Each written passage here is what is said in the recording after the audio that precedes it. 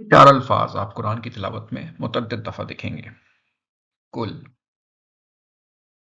ओहो, इंग्लिश में से। काला, पास्ट टेंस में इस्तेमाल होता है। उसने कहा, he said. Past tense singular. अगर मैं पास्ट टेंस में प्लूरल कहूं तो बनेगा कालू, जब कहने वाले ज्यादा हो, कहने लगे।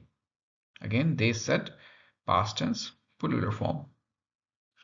कीला, कहा गया, इट वॉज सेड।